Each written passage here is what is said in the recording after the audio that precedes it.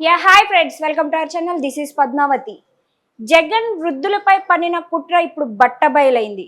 ఇప్పుడు ఈ మధ్య కాలంలో ఇది ఎక్కువగా వినిపిస్తుంది. అసలు ఏంటి ఆ కుట్ర, ఇప్పుడు అది ఎలా బయటకు వచ్చింది, ఇప్పుడు దాడి గురించి మనం పూర్తిగా వివరాల్లోకి వెళ్ళి తెలుసుకుందాం. దీని గురించి మనతో మాట్లాడడానికి సీనియర్ జర్నలిస్ట్ ఇమ్మంది రామారావు గారు ఇప్పుడు మనతో పాటే ఉన్నారు. ఆయనతో మాట్లాడి తెలుసుకుందాం. నమస్తే సార్. నమస్తే బాబు. సార్, జగన్ వృద్ధులపై ఒక కుట్ర పన్నాడు, ఇప్పుడు అది బయటికి వచ్చింది. అండ్ రెండోది వచ్చేసి ఎలక్షన్స్ టైంలో, ఎలక్షన్స్కి ఒక 2 నెలల ముందు వాలంటీర్లు లేకపోవడం వల్ల పెన్షన్లు పంపిణీ జరగదు, వృద్ధులకి పెన్షన్లు ఇవ్వలేము అని అనేసి అన్నారు. ఇప్పుడు చూసుకుంటే టీడీపీ వాళ్ళ అధికారంలోకి వచ్చిన తర్వాత వాలంటీర్లు లేకుండానే ఈ పెన్షన్ల పంపిణీ జరుగుతుంది. అదే కారణాన్ని ఇప్పుడు చూపించి జగన్ కుట్ర పన్నాడు, అప్పుడు కావాలనే పెన్షన్లు ఆపేశాడు అని అంటున్నారు. ఇది ఎంతవరకు నిజమంటారు? జగను పరిపాలనలో అన్ని కుట్రలు కుతంత్రాలు వీటితోనే సాగింది చాలా కాలం. పరిపాలన మీద వాళ్ళకి దృష్టి లేదు. జగన్ ప్రధానంగా ఆలోచించింది, అవతల చంద్రబాబు నాయుడికి వయసు అయిపోయింది కదా, ఆయన తర్వాత పార్టీలో వచ్చేవారు ఎవరు లేరు కదా, ఆ పార్టీని నామరూపాలు లేకుండా చేద్దామని ఒకటి. 2, తనకి ప్రత్యర్థిగా బాగా వయసులో ఉండి పోరాటం సాగిస్తున్నటువంటి జనసేన మీద ప్రజలకు అసహ్యం కలిగేలాగా ఆయన గతంలో ఎలాగైతే 2 సీట్లు కూడా గెలుచుకోకుండా ఓడిపోయాడో ఇప్పుడు అలాగే చేద్దామన్న ఆలోచనలతో వ్యూహాలు పన్నాడన్నమాట. ఆ వ్యూహాల్లో ఒక భాగమే వాలంటీర్లు. అంటే 5,000 రూపాయలు ఇచ్చి వాళ్ళు నెలంతా వెట్టి చాకిరీ చేయాలి. కానీ 5,000 రూపాయలు ఎందుకు ఇస్తున్నారంటే అన్పెయిడ్ వాలంటీర్స్గా వాళ్ళని ఉపయోగించుకుంటాడు. అంటే పార్టీలో పార్టీ కోసం పనిచేస్తున్న వర్కర్స్గా ఉపయోగించుకుంటాడు. వాళ్ళకేమో ప్రజాసేవ చేసే వాలంటీర్లుగా పేరు పెట్టాడు. వాళ్ళకి ప్రభుత్వం దగ్గర నుంచి ఏ విధమైనటువంటి అధికారిక పత్రాలు లేవు. నువ్వు స్టేట్ గవర్నమెంట్ ఆఫ్ ఆంధ్రప్రదేశ్ అధీనంలో పనిచేస్తున్నావు, అట్లాంటి ఏమి లేవు. అంతే, వాళ్ళు ఉండమంటే ఉండడం, వెళ్ళిపోమంటే వెళ్ళిపోవడం, అంతే. అందువలన మొదటి నుంచి ఈ వ్యూహరచన చేస్తూనే ఉన్నాడు. అందులో ఒక భాగం ఏంటంటే ప్రతిపక్షాలని తిట్టించడం, ప్రతిపక్షాల మీద బురద జల్లడం, ప్రతిపక్షాలు లేకుండా చేద్దామన్న కంకణం కట్టుకోవడం, మరో 20 ఏళ్ల పాటు జగనే ముఖ్యమంత్రిగా ఉంటాడనేటువంటి ఆలోచనతో ఉండడం. అందువల్ల ఇక్కడ ఏం చేశారంటే ఈ వాలంటీర్స్ తాలూకు ఉపయోగం ఎంతో ఉందని, ఎంత ఉందో చెప్పాలని, అంటే ఎలక్షన్ ముందుగా బాగా, అంటే మే నెలలో మంచి ఎండలన్నమాట, మామూలు కాదు. అటువంటి ఎండల్లో ఏం చేశాడు, ఏప్రిల్ మేలో వాలంటీర్ని, అంటే వాళ్ళు అంటే ఎవరికి వాళ్ళు ఇండివిజువల్గా ఎవరికి వారు రాజీనామా చేసేలాగా ప్లాన్ చేశాడు.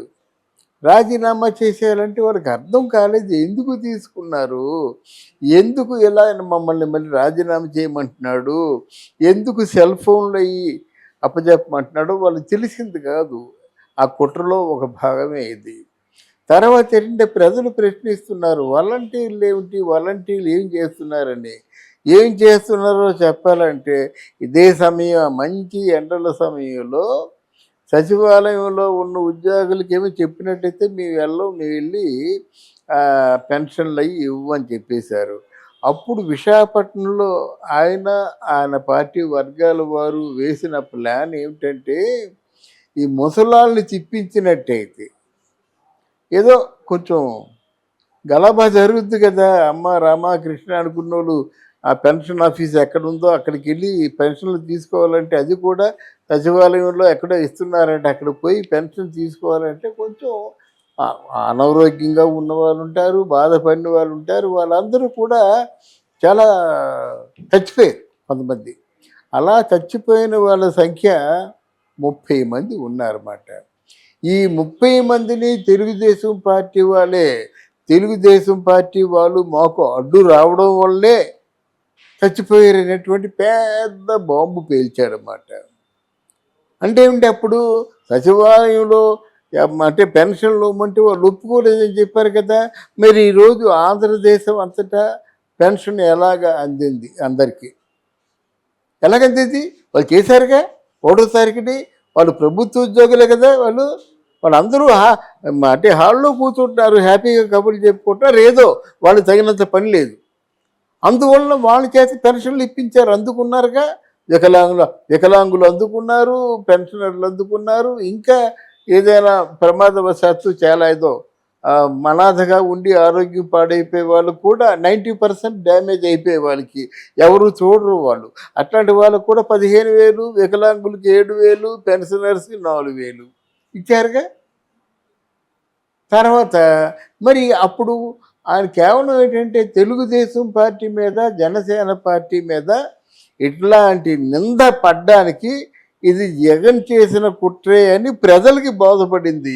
ఎప్పుడు బోధపడింది? ప్రజలు ఎవరు నమ్మలేదు. జగన్మోహన్ రెడ్డి 3,000 ఇస్తే మేము 4,000 ఇస్తామని చెప్పారు కదా, అప్పుడు ప్రజలు నమ్మలేదు. అంటారు ఎలక్షన్స్ కదా దానికోసం అంటారు అనుకున్నారు. నిజంగా 1వ తారీఖుకి వెళ్ళి ఆ ప్రజలకి 4,000 ఇచ్చేసరికి వాళ్ళకి మొత్తం గతం గుర్తుకొచ్చిందన్నమాట.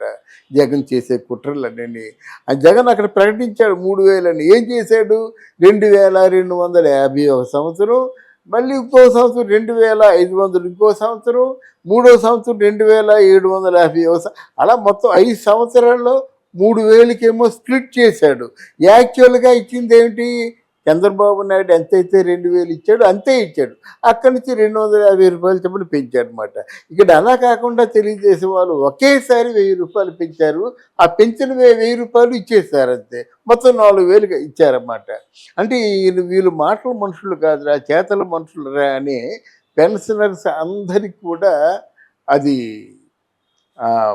అంటే వాళ్ళలో పశ్చాత్తాపం మొదలైంది. కొంతమంది అయితే ఏడ్చేశారన్నమాట, కళ్ళ నీళ్ళు తెచ్చుకున్నారన్నమాట.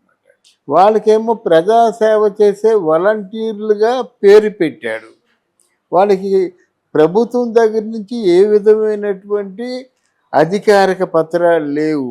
నువ్వు స్టేట్ గవర్నమెంట్ ఆఫ్ ఆంధ్రప్రదేశ్ అధీనంలో పనిచేస్తున్నావు, అట్లాంటి అట్లా ఏమి లేవు.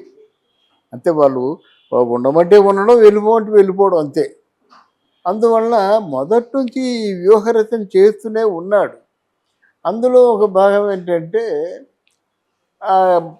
ప్రతిపక్షాలని తిట్టించడం, ప్రతిపక్షాల మీద బురద జల్లడం, ప్రతిపక్షాలు లేకుండా చేద్దామన్న కంకణం కట్టుకోవడం, మరో 20 ఏళ్ల పాటు జగనే ముఖ్యమంత్రిగా ఉంటాడనేటువంటి ఆలోచనతో ఉండడం. అందువల్ల ఇక్కడ ఏం చేశారంటే ఈ వాలంటీర్స్ తాలూకు ఉపయోగం ఎంతో ఉందని, ఎంత ఉందో చెప్పాలని, అంటే ఎలక్షన్ ముందుగా బాగా అంటే మే నెలలో మంచి ఎండలన్నమాట, మామూలు కాదు. అటువంటి ఎండల్లో ఏమి చేశాడు? ఏప్రిల్ మేలో వాలంటీర్ని అంటే వాళ్ళు అంటే ఎవరికి వాళ్ళు ఇండివిజువల్గా ఎవరికి వారు రాజీనామా చేసేలాగా ప్లాన్ చేశాడు. అది జగన్మోహన్ రెడ్డి తాలూకు కుట్ర. ఇవన్నీ బయటపడుతున్నాయి. చేసిన పాపం ఎటుపోతుంది? ఎటు పోదు.